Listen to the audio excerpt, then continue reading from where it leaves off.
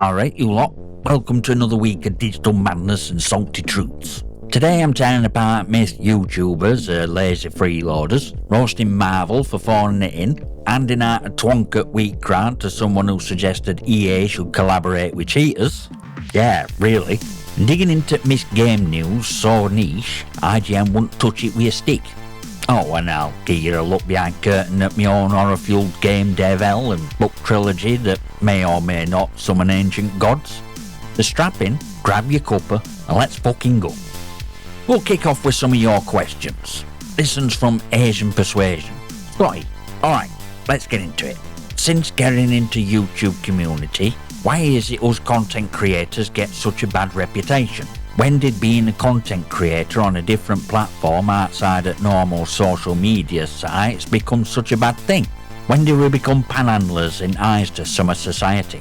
I feel like we're at once stepping out at normal and doing things we love instead of normal working for man. We're doing a lot of work for just a hobby. It's sad people don't see hard work we put in for their entertainment, especially when creators aren't actually asking for money, just trying to spread awareness to issues on summer or just videoing live. End rant. Sorry for so many questions and thoughts. Mate, you bang on. And we're gonna go deep, cause it's time people really understood what's behind that just a YouTube video they watch while scratching their ass and ignoring outro. You ever hear someone slag off a footballer? All they do is kick a ball for 90 minutes. Aye, and all a chef does is fry an egg. All a surgeon does is poke about with sharp things. All a creator does is click record. It's true. Anyone can kick a football, but not everyone's got patience, skill, pain tolerance, and mental grit to score goals. Same with YouTube. You can sit there with a controller and a mic, but to build a community, to break through, to get one fucking goal, one video that lands, you gotta train, adapt, revise, fail, and keep pushing. And most people don't have bollocks for it. See, here's what it really means to make a video. It ain't just press record. It's producing a full fucking TV episode with no budget, no staff, no studio, no holidays, no overtime. Just you. Your writer, your host, your editor, your sound engineer, your lighting tech, thumbnail artist, social media manager, community manager, tax accountant, mental health officer, and janitor. And what's your reward? You get people calling you a grifter for having a Patreon. You're a beggar for saying like and subscribe, or a loser for having 300 views instead of 3 million. They laugh when you get 20 likes, but they'd never dare post a single video themselves, cause they know they'd fail, and they couldn't handle it. You know who else fails? Every single one of us, repeatedly. YouTube is failure, over and over, until system cracks. It's shouting into the void, watching analytics flatline, hoping algorithm gods toss you a breadcrumb for next meal. Most people quit before video 10, cause they thought it'd be easy, cause they thought their first upload would go viral. And when it didn't, they sulked. They said system's broken, or YouTube's unfair, or it's not worth it.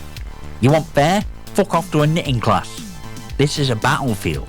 No one's handing out wins. You earn them, inch by painful inch.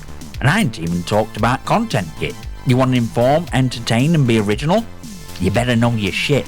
That means research, fact check, watching hours of footage, reading patch notes, tracking Reddit threads from 6 months ago to prove a point in under 60 seconds. Because viewers have no attention span and all attention in world for drama. You want to be funny? You better be on every time. No one wants to hear, sorry I'm tired this week. Camera don't care. Audience don't wait. And if you don't bring energy, your numbers will tell you. Loud and clear. Downvotes, drop-offs, silence. But we keep going. Cause we love it? Sure. But also cause we know something most people never will. This is what creative freedom looks like. It's brutal, ungrateful, unforgiving, but it's ours. No boss telling us what we can't say, no filter, no suit standing behind us with spreadsheet, just us. And that's fucking magic. Now me, I'm fortunate. I turn this chaos into a career. I script for clients, edit the videos, run behind scenes operations that actually pay. This channel, it's outlet. It's where I get to have fun, say what I want, sharpen skills to feed machine. But make no mistake, whether you're earning from it or not, whether you got 50 subscribers or 500k. If you're creating, you're already ahead at cowards who never tried. Here's that one's still grinding, one's planning the next upload while doing night shifts, one's working with 30 quid mics and 10-year-old laptops, one's editing on your phones because they can't afford a PC. And here's to cowards too, one's watching from sidelines, mocking us to make themselves feel better. We see you, we see your jealousy, your fear, your weakness. We're not panhandlers, we're fucking pioneers. So keep going, mate, and fuck anyone who tells you otherwise. This question comes from SilverBullet90. Hey Scotty, how do you feel about new phase at MCU? I kinda feel like they're ruining what made MCU good. Also, how do you feel about SBMM being removed? Sorry if you've covered it before. Right then, let's tackle Marvel mess first, shall we? Phase 5 were alright. It wasn't a total write-off. There were glimmers. Deadpool and Wolverine carried half at phase on the mutant backs, and honestly, fair play. But then you get Captain America, Brave New World, and yeah, it wasn't bad, but it were diet Marvel. Like they took Alt Punch and replaced it with committee notes and tofu, bland, safe, corporate cosplay pretending to be cinema, and came Thunderbolts. Jesus wept. I want a movie, out were a PowerPoint presentation with actors.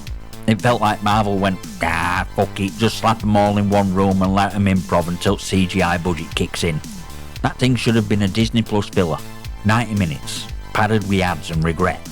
Now, Phase 6 kicks off with Fantastic Four First Steps. And better than last two cinematic crimes by default, but that bar were underground. It's not awful, it's a start, but it ain't dragging Marvel out at ditch alone. Next year we get Spider-Man Brand New Day, which I'm cautiously hopeful about. Spidey's one lad they ain't completely fucked up. But biggin', Avengers Doomsday, December 2026. First Avengers movie since Endgame in 2019. That's a long wait and a lot of build-up. And yeah, RDJ's back, this time playing Doctor Doom. Bold move, has potential, but let's be crystal clear. Star power means fuck all if writing shit. We've seen that too many times. Real hope? Russo's are back in director's chair.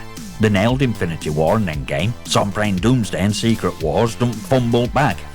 High hopes, no guarantees. One wrong step and it's back to director streaming hell with rest. Now, SBMM. Skill-based matchmaking for those still lucky enough not to know.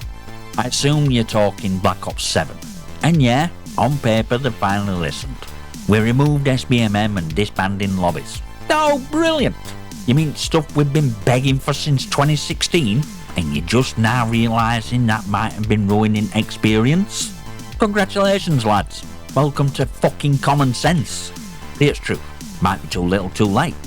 COD's been sliding down a very steep hill since Modern Warfare 2019, and it ain't picked up much traction since. Every year it's another flavour at same slot, and fanboys? Still defending it like it offers NHS dental and free Wi-Fi.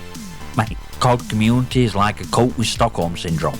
They'll queue up for abuse, pre-order pain, and then thank Activision for reach around.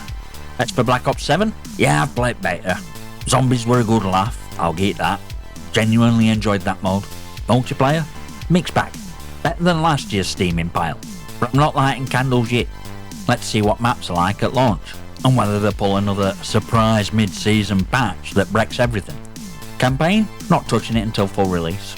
Not after recent track record of cobbled together nonsense passed off as a story. And you bang right to be sceptical, because if Battlefield 6 has already done what we begged COD to do for years, then it's clear who actually respects players and who's just selling nostalgia dressed in camo. Now look, I've got Game Pass Ultimate. Technically I'm not paying for this shit. I'll play Black Ops 7, I'll get a fair shot, but respect, that'll take a lot more than we removed SBMM with big neon letters. Thanks for both those questions, mate. Hope life's treating you well, unlike Marvel and Activision. Right, time for Twonk at week. And Jesus Christ, this one hit like a pigeon flying headfirst into a wind turbine. So I put out my Battlefield 6 review yesterday. Reasonable, balanced, little bit of sarcasm, lot of honesty. Good community response, good vibes. Then comes this absolute knuckle dragger of a comment from Nathan90s, who said, and I quote, "Why don't Cronus Zen make a deal with Battlefield Studio and allow cheaters to cheat?" I just... What? Mate, read that back to yourself, out loud, in a mirror, then have a long hard conversation with your reflection about what actual fuck you just suggested. Let us break this down like you're 5 and just lick to USB port. Cronus Zen is a cheat device. It spoofs inputs and makes your gameplay cracked out, zero recoil, auto-aim, all subtle cheats that ruin match for everyone else. It's gaming equivalent to performance-enhancing drugs in a pub darts match. And you, Nathan 90s, heir to short-circuited throne, think solution to cheating is to legitimise it. To strike a little license deal with devs and just let all rats chew cables in peace? That's like saying, why don't NHS partner with lung cancer to make cigarettes less deadly? Or maybe police should do a collab with burglars, share some ad revenue, call it even. What next? FIFA doing a DLC with match fixing, call it ultimate bribery mode. No mate, just no. You don't fix cheating by accommodating it, you fix cheating by swinging fucking banhammer like Thor on payday. You isolate rats, you wipe their accounts. You don't sit down with them at a round table and negotiate perks. This comment? This is why people lose brain cells reading YouTube comments. This is why aliens won't visit Earth. This is content that makes Capture Test question our humanity. Congratulations, Nathan. You've won Twonk at week. Wear it crown proudly. It's made of lag, delusion, and dried tears of your squad mates. Let's go back to your questions to cleanse palate. This question, or trio of them, comes from Ages 444, long time viewer, top bloke. Let's break it down one at a time. First, are you going to play at Server Slam this weekend for Ark Raiders? Short answer, nope. Long answer, I got in on early access, gave it a proper go, boots on ground, weapon in hand, and I got bored. Meant to be tense, right? Survival, danger, watching your back at every turn, but it felt like jogging through a museum after closing time. Dead quiet. No atmosphere, no tension, just running. If it's supposed to be risky to be out in open, make me feel that risk. Have me pulse racing. But instead I was walking through open terrain like I were out for milk. And I didn't hear anyone. No gunfire, no chatter, not even someone teabagging in distance. I genuinely thought I glitched into a solo instance. Now look, it looks great in trailers. I'll give it that. And on paper idea works. But my personal experience? Nah. Flat, slow, lifeless. And judging by a few streams I caught, I'm not alone on that. Shame, really. I'd promised. Second question. Should Spec Ops Line get a remaster? Not remake, but remastered for current generation. Abso-fucking-lutely. No hesitation. That game were a masterpiece, and it deserves a clean-up for current gen. Not a full remake. We don't need microtransactions and season passes ruining tone, but a remaster? Yeah, please. Problem is, 2K delisted it last year. License expired, apparently. Translation? We don't want to pay for music anymore. Classic corporate corner cutting. But that game meant something. It tackled war in a way few dared to. Psychological weight, narrative impact, actual themes, not just hoorah and kill streaks. But it launched into buzzsaw in 2012, Modern Warfare 3, Battlefield 3, Black Ops 2 on Horizon. Spec Ops never stood a chance. Great game, bad timing. It underperformed, so 2K walked away. There was sequel potential too. That game could have been franchised, could have evolved into something special, but sales weren't enough, so it got buried. There's still a loyal following, cult classic status, but unless a miracle happens or someone at 2K wakes up hungover and full of regret, it ain't coming back anytime soon. Tragic, really.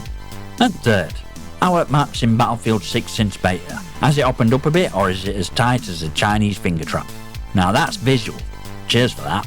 Depends on how you look at it. Like I said in my review yesterday, they've gone very COD with design. 3-lane layouts, tight corridors, close quarter chaos. Which isn't necessarily bad, it works in its own way. But let's not pretend it's classic Battlefield.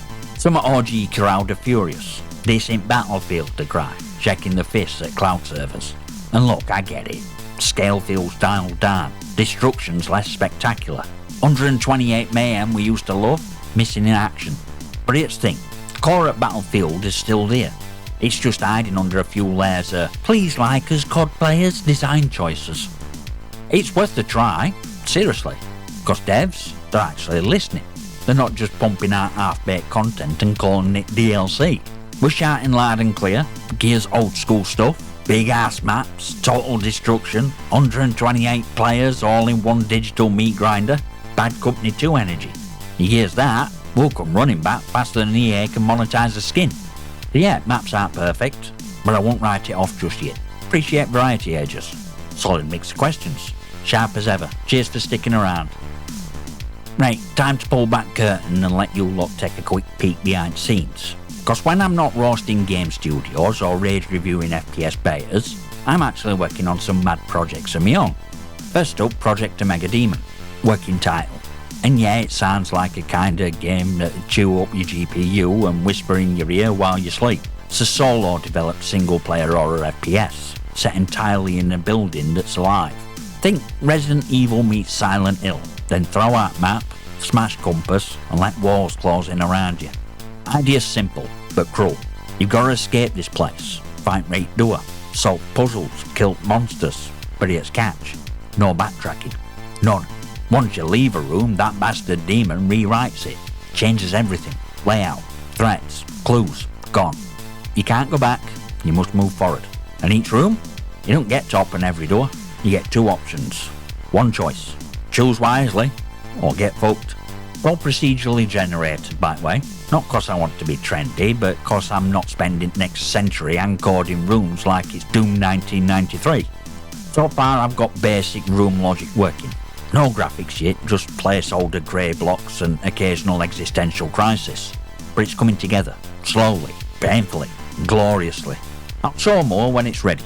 No hype trailers, no CGI lies, just raw dev truth and occasional panic. Now other beast I'm wrangling, book trilogy. Yeah, I'm writing a fantasy horror series with thick dose of sci-fi, and when I say horror, I mean eldritch horror. Not cuddly ooh spooky ghost stuff. I mean, what fuck is that kind of horror? Type of horror that leaves you questioning your reality and needing to lie down. It's not Tolkien fantasy. No elves, no dragons, no whimsical taverns with bard music. This is dark, dirty, end-at-world shit. Think cosmic dread meets ancient power, told through characters who are all barely clinging to sanity, and that's what monsters show up. Now, first book, almost ready. Nearly publishable, but I'm not releasing it yet. I've got all three drafted, but I want all trilogy locked before I launch. Cause I'm not about to pull a George R.R. Martin and leave you lot dangling in void. I'm also very careful about copyright. Not cause I've copied up, hell no. But cause Fantasy World is already crawling with authors and I don't need some bloke with a trademark and a grudge crawling out at woodwork screaming, "He stole me sentence!" So yeah, game in development, book trilogy in progress, both dark, both personal, both very me. And yeah, I will share more in time, but only when I've got something worth showing. Appreciate patience, and trust me, when I do reveal them, you'll know about it. Now let's slide into Miss News at Week, where we shine a spotlight on games nobody in big press rooms can be asked to cover unless they've got marketing deals. First up, Time Trekker, released October 16th on Nintendo Switch. It's a sci-fi pixel art auto-shooting bullet hell where you pilot mechs and go full-on insect genocide across multiple timelines. Sound like a fever dream? It is. And I kinda love it. Now if that name don't ring a bell, you're not alone. It dropped like a wet fart in a hurricane. Cost marketing budget? What's that? But for £7, and even cheaper right now, it's a banger. Build your own mech from a pile of guns, swords, flamethrowers, chainsaws, rocket launchers, and just start mowing through alien bugs like a pissed off Dyson Hoover with Death Wish. You got 6 different heroes, each piloting their own mech, each with a unique combat style. You want laser swords? It's in there. You want rocket barrage? Sorted. You want to spin around like a Beyblade of Carnage? There's an upgrade for that too. There's also timeline shenanigans. Each death sends you back to Mothership, where you upgrade your kit, unlock new gear, then get tossed into another procedural nightmare like Groundhog Day with aliens. It's roguelike, sure, but it's got proper sense of progression. Most importantly, it's not boring. Missions switch between exploration, extermination, defense. You're not just surviving waves, you're completing actual objectives while everything explodes around you. Look, if you liked Vampire Survivors but thought, yeah, this needs more Gundam, more bugs, and a bit more death metal energy, Time Trekker is worth a look. And for under a tenner, it's best chaotic timeline loop I've seen since my last attempt at tax return. Next up, something for space drama lovers, conspiracy nuts, and anyone who's ever shouted, "So say we all," at a screen with tears in their eyes. Battlestar Galactica Scattered Hopes just dropped a full gameplay preview this week, and I've got to say, it looks promising. Proper tactical roguelite action, wrapped in enough paranoia and grim survivalism to make even Frostpunk look like a picnic at the park. See it settled. You're commanding what's left at human fleet after Cylons, those genocidal toasters, go full Skynet on 12 colonies. Entire game revolves around one rule: survive just long enough to jump. That's it. Alt line, manage your resources, keep your crew alive. And hope bastards don't tear your fleet to pieces before you can hit FTL switch. It's a game of constant decision making. Do you save fuel or save lives? Do you upgrade your ship or feed your crew? And don't forget, you got imposters in ranks, Cylons hiding in plain sight, ready to ruin your run from inside. Combat's all real time. Send your little fighters out to deal with incoming threats while keeping your main ship from turning into a flaming memorial, all while Cylons are just out of range, waiting to ruin your afternoon like a tax bill on your birthday. Now I'll be honest, this ain't for clickheads get dopamine crowd. This is a slow burn tactical slog through space trauma. But if you like crying sons, or if you think FTL weren't cruel enough, this might be your new religion. Alt Shift's behind this one. We don't move publishing, and they don't usually back duds. Release is set for early 2026 on PC, so plenty of time to binge series again and argue about whether finale were shit or genius. Bottom line, if you want space politics, meaningful loss, real-time strategy, roguelike loot where every decision feels like it might kill you, then Scattered Hopes might be your kind of misery. Dinner, missed news at week. Guess what's crawling out at Crypt now? Resident Evil Survival Unit just had its big debut at Brazil Game Show 2025. And apparently, crowd over there loved it. Now before you start screaming, "Oh god, another RE mobile game," yeah, I get it. Mobile spin-offs are usually where franchises go to die quietly in corner with a microtransaction IV dripping their arm. But Survival Unit looks like it's trying to break curse. It's a strategy game, tactical, squad-based, set in Resident Evil universe. You're not just shooting zombies and hoarding herbs, you're managing teams, making strategic calls, watching your ammo count like a paranoid prepper at a Tesco car park. It's being co-developed by Joy City and published by Aniplex. Yeah, that Aniplex. Which is already a bit weird. It's heading to mobile later this year. iOS, Android, free to play, fuller in-app purchases. You know the drill. But early reports say it's got actual meat in its bones, not just energy timers and daily login bribes. Brazil Game Show crowd gave it a big thumbs up, and apparently it's getting full localization across regions. So they're not just punting it at Japan and hoping for best, they're gunning for North America, Europe, Asia, everywhere. Global strategy, they said. Bold talk for a mobile RE game. Now look, I'm not holding my breath. Resident Evil has made more spin-offs than Fast and Furious at this point. Some were great, some were Operation Raccoon City. But if you actually pull this off, if it's got good pacing, real strategy, and don't nickel and dime you into therapy, then fair play. But let's not kid ourselves. This thing's gonna live or die on how they handle monetization. No one wants Zombie Gacha x Jill Valentine bikini band shoved in the notifications every Thursday. I'll give it a look when it drops. I expect chaos. I welcome it. That wraps missed news at week. Now I've got one more question to answer. Last one comes from Pyro Friendly Arsonist 9195, an absolute legend around here. He asks, "Hey Scotty, thoughts on Metroid Prime 4? Right, I'll be honest, I'm not entirely sure what to think. Metroid Prime series never actually really clicked with me. Not personal, it's just not my flavour. I've always preferred 2D stuff. Super Metroid, absolute classic. Tight controls, great pacing, atmospheric as hell. That was me jam. Now, Metroid Prime 4 drops a trailer, and from what I've seen, it's looking a bit more open world. And anyone who's watched this channel for more than 5 minutes know how I feel about that trend. Not everything needs to be open world. Not every franchise needs to have that Breath of Wild-like look slapped on it. Don't get me wrong, I'm not knocking it for existing. If you're a fan of Prime series, you're probably buzzing. And you should be. It's been 7 bloody years since they announced it. People have waited longer for this game than some marriages last. But for me, it's not one I'll be queuing up to play. I'll keep tabs on it, I'll follow it chatter, I'll see how it performs, because it's a big title and it does matter. But I won't be diving in unless it somehow rewrites formula in a way that surprises the hell out of me. Still, I hope for a banger. Nintendo fans deserve a win. Just, I'll be watching from sidelines, eating crisps and playing something else. Cheers for that, Pyro. Always appreciate your text. So before we wrap this beast of an episode, I want to take a proper moment to say thank you to all of you.